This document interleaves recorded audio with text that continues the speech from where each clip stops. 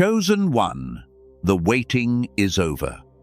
God is funding your life from this moment forward, not a distant promise, not something that requires more time, more endurance, more prayer before it arrives. A decision that has already been made, in the place where your name is held, in the record that time cannot touch. You have been in a season designed to test what you were made of, and I need you to hear this clearly. You did not just survive that season, you passed it. The way gold passes through fire, not by avoiding the heat, but by remaining inside it. By holding on to what you knew was true even when nothing around you confirmed it. God sees what that kind of faithfulness costs. He sees the mornings you chose to rise when every part of you wanted to stay down, the prayers that felt like they echoed in an empty room, the quiet, honest moments when the gap between what was promised and what your life looked like felt too wide to believe across. That gap is closing. The season of invisible investment is complete, and what follows is the season of visible return. In the very ground beneath your life, the structure of your future is being rebuilt by the one who promised it to you before you were born. This is what God funding a life looks like, and it begins today. Before we go any further, I want you to notice something already happening inside you right now. There is a recognition stirring, a quiet yes rising from somewhere beneath your conscious mind. Something about this moment is landing differently than the others. Trust that recognition. It is not wishful thinking. It is your spirit confirming what has already been decided in the unseen. Because what I want to speak to you about is the signs, the markers that have been appearing in your life, in your body, in your emotions, speaking to you long before any external confirmation arrived. These signs are not coincidences, they are language, and that language has been speaking longer than you realized. Let me show you what it has been saying. The first sign that many chosen ones notice in the season just before a major provision shift is a change in their sleep, not the disrupted rest of someone overwhelmed in the ordinary way. Something more specific and deliberate than that. Waking in the early hours, sometimes at the same time each night, with a mind that is suddenly and inexplicably alert and clear, as if something outside the normal rhythms of rest has been calling you into a quiet space the daytime does not offer. You lie there in the dark, with a kind of attention that feels significant, like the particular stillness that settles into a room just before an answer arrives. That waking is not your body misfiring. It is not a sign that something is wrong. That is the part of you that lives in deeper awareness, being called to readiness. Because the shift you have been waiting for requires a version of you present and awake in ways the routine of ordinary days has not been requiring. The disrupted sleep is not a problem to manage. It is a preparation to receive. The second sign lives in the body in a different way, a heaviness that settles without warning in the chest, a tension that holds itself across the shoulders and will not quite release, a sense of carrying something invisible and weighty through the ordinary movements of the day. Most people who feel this call it stress. They call it anxiety. They carry it quietly. But let me offer you a different understanding of what that weight actually is. What you have been carrying is not malfunction, it is weight. The weight of things held in trust that have not yet been released into your hands. The body of a chosen one in the final stage of a preparation season carries the spiritual significance of a provision not yet visible but already real and in motion. You were not imagining the heaviness. You were feeling the significance of what is approaching, and what feels heavy before it arrives is because it is not small. The third sign arrives without warning and without a clear reason. You are moving through an ordinary moment when suddenly the emotion rises, not grief exactly, not from a specific and identifiable pain. something closer to a combination of exhaustion and recognition, as if a deep part of you is releasing what it has been holding tightly for longer than you consciously knew. Tears at the threshold of a provision season are not weakness, they are release, the clearing that precedes the receiving, the opening that makes room for what is coming. When you feel this, do not fight it. Let it move through you. The fourth sign has been showing up in your relationships and the environments that used to feel like home. Things that once filled you have gradually ceased to fill you. Conversations that once brought energy now leave you more depleted. People who have been present for seasons begin to feel as though they belong to a chapter no longer being written, even when nothing dramatic has occurred between you. This is not ingratitude. It is the natural consequence of someone growing beyond a container that was never intended to be permanent. The discomfort you have been feeling in spaces that used to hold you is not a problem to fix. It is a signal. The container is too small now. And the reason it is too small is that what has grown inside you has outgrown the season that shaped it. The fifth sign is perhaps the quietest of all, but may be the most precise: timing. The right person appearing at the exact moment a particular conversation was needed. A word spoken from a source that could not have known what you were privately carrying.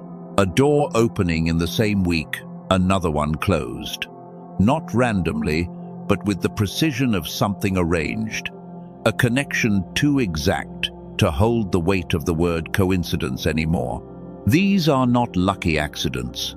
They are coordinates, moments placed with intention to confirm that the path you are on has not been forgotten by the one who set you on it, that the arrangement is still happening.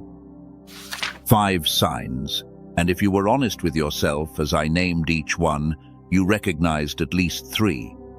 That recognition is not what you want to believe. It is your spirit identifying language it already knows from the inside. The signs have been real. The shift they have been announcing has been real. But before the provision arrives in its fullness, I want to take you inside what was actually happening in the season that felt like the opposite. Because that season was not simply a test of your endurance. It was constructing something in you, and what it was building cannot be acquired in comfort. There is a woman in Scripture whose story belongs in this conversation. Her name is Ruth. In the original Hebrew, her name carries the sense of someone who stays, when staying is not the easy choice. And staying was the defining quality of everything she did. She had lost everything that had structured her life. Her husband was gone. The community she had belonged to was no longer hers. She was standing at a crossroads between what was familiar and something that offered no visible promise, no guaranteed provision. And she made the kind of choice that only a chosen one can make. She chose faithfulness when faithfulness had nothing material to offer in return. She said to the woman traveling beside her, "Where you go, I will go. Where you stay, I will stay. Your people will be my people, and your God will be my God." These were not the calculated words of someone working an angle. They were the words of someone who had decided that faithfulness mattered more than security. She arrived in a land that was not hers, with nothing except her willingness to work. She went to the fields. She gathered what the harvesters had left behind when they moved through. In the heat of unfamiliar ground, in a season that offered her only the small things others had passed over, she worked with quiet dignity. She brought herself fully to the work available to her in the form it was available in. And then one day, the man who owned the field where she was working looked up and saw her, not a connection she had engineered, someone placed in her path by a provision she could not have arranged. He said to her, "I have heard what you have done. I know about the faithfulness that brought you to this field. I know what staying has cost you in seasons when leaving would have been understood. And from this moment, everything I have is open to you. Come to my table. Take what you need. You are covered. In a single encounter, everything that had been closed became open.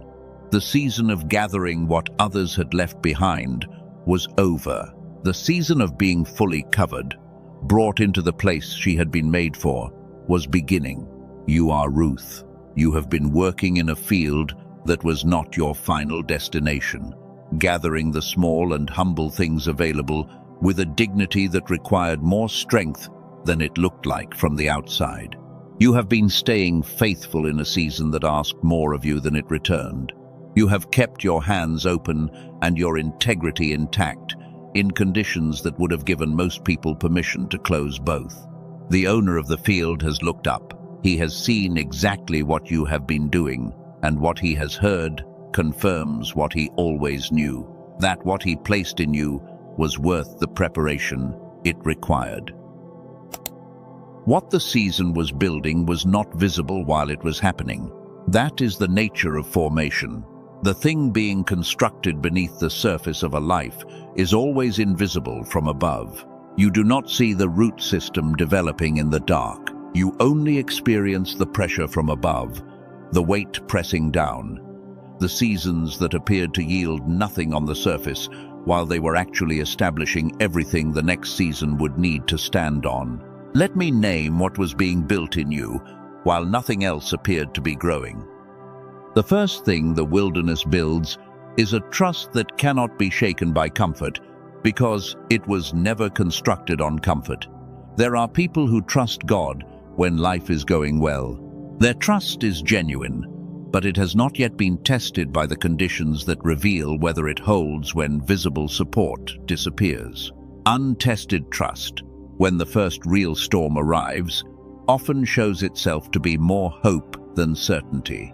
You do not have that kind of trust. What was forged in you through seasons of holding on without visible confirmation is a trust that does not require evidence to remain intact. That is among the rarest qualities possible in a human life. It cannot be cultivated in a comfortable season. It is only available on the other side of a season that required it absolutely. And you have been living inside that season long enough to have it deeply and permanently built into you. The second thing the wilderness builds is an authentic humility, not the performed version. The world is full of people who perform humility while secretly believing they deserve better treatment than they have been receiving. True humility, the kind that opens a person to receive from sources they did not anticipate and channels they did not arrange, is only built through the experience of needing without receiving for long enough that all the grip of self-sufficiency begins to loosen. You have been in that space, and in that place, over time, something released. The hands that had been tightly closed against the pain of lack began to open. That openness, that genuine willingness to receive from whatever source the provision comes through, is the posture that provision requires before it can land. God cannot pour into a closed hand. The wilderness opened yours. The third quality formed in you is harder to name, but maybe the most important of all. It is the quality of someone who can be trusted with weight, that they do not collapse when the ground beneath them becomes uncertain, that they do not abandon what matters when holding it costs more than expected, that they stay, that they return to the work even when the work is not yet returning to them, that they keep showing up to a story that has not yet shown them its best chapters and refuse to close the book while it is still being written. This quality is rare, even among people of genuine faith, and it is precisely the quality that a major provision season requires of its recipient. The difficulty was the proof of your capacity, and you held it. Breathe here for just a moment, not because what comes next is difficult, but because you have been carrying what I just named, and naming it deserves a moment of recognition before we continue. What was built in you in that season was not small. It was the foundation of everything the provision will stand on. You did not know that while you were building it, but you built it anyway, and that is exactly what faithfulness does. There is a name I want to give you now, a name that belongs directly in this conversation about provision. An old name, from a time when language was chosen with more care because what it carried mattered. The name is Jehovah Jireh. It is the name Abraham gave to a particular place on a mountain where God provided for him in the moment that looked most like the end of everything. Abraham climbed with a burden that no language can fully describe, and at the exact moment the need was absolute, God provided, not before, not while Abraham was still comfortable and the need was still theoretical, at the exact moment. And Abraham named the place with a phrase that meant, "The Lord will see and provide." The word Jireh comes from the Hebrew root ra, which does not mean simply to look at something from a distance. It means to look into it, to perceive the full scope of what is present and what is coming at the same time. God has been looking into your situation, not at the surface of your need, but into the history of it, the fullness of it, the scope of what returning it to wholeness actually requires. Jehovah Jireh does not provide minimally. He provides in proportion to what he sees when he looks in fully. And what he is releasing into your life in this season is reaching across 3 areas at the same time. The first area being reorganized is your relationships. There are connections in your life that were right for who you were becoming, but are not right for who you have now become. The provision season does not bring more of the wrong kind of people. It creates the right kind of space by releasing what has been occupying it. Some who have been significant in your story will begin to create distance on their own, and what is remarkable is that the hurt of it will be less than you are expecting, because the space they leave will be filled by arrivals that feel less like meeting someone new and more like recognizing someone you already know. God is reorganizing the relational architecture of your life to match the version of your future he is already building. The second area being reorganized is your sense of purpose and calling. The uncertainty sitting in the background of your days, the quiet confusion about whether what you are building is leading somewhere real, that uncertainty is beginning to lift. Not because you will suddenly receive every answer at once. The path ahead resolves the way. A path through early morning fog resolves when you step into it, rather than waiting for it to clear from where you are standing. Clarity arrives as you move. The provision season does not hand you a complete blueprint. It makes the next step visible, and then the step after that. The direction you have been asking for is beginning to resolve. There is something I need to show you about this moment before we go further. I want you to hold it in the back of your mind, because I am going to come back to it and give you the full picture of it later in this message. There are researchers who have spent years studying what happens inside the human brain at the moments of genuine breakthrough. At the moments when a life running below its actual capacity suddenly begins to operate at what it was designed for. What these researchers have found, led by a neurologist who has spent more than 2 decades studying this specific phenomenon, is that the brain at those breakthrough moments looks measurably and documentably different from the brain still operating in survival mode. 2 regions of the brain that work together naturally and powerfully in childhood, and that the accumulated weight of adult pressure and survival gradually pull apart over the years of adult life. Those 2 regions reconnect. And when they do, something changes in a way that willpower and effort alone cannot produce. The capacity to recognize what is being sent in your direction sharpens. The ease of receiving what has been released increases. The noise that has been drowning out the signal reduces to a level where the signal can finally be heard. A doctor built something from that discovery, something that makes the reconnection accessible. I am going to show you the full picture of it. But first, there is more of your story to speak to. The third area being reorganized is the one most chosen ones have been holding their breath about the longest, the financial ground beneath your life. I want to speak to this truthfully. What I am about to say is not a vague promise about numbers I cannot know. It is a declaration about architecture, about the structural change that happens in the financial dimension of a life when the provision season begins in earnest, for someone prepared the way you have been prepared. God does not fund a chosen one the way a paycheck funds a month. He does not release provision in barely sufficient installments. When the provision of Jehovah Jireh is released into a prepared vessel, it is designed not only to meet the current need, but to restructure the ground beneath it. There is a Hebrew word that carries this. The word is shalom. Most people encounter it through the related word shalom, often translated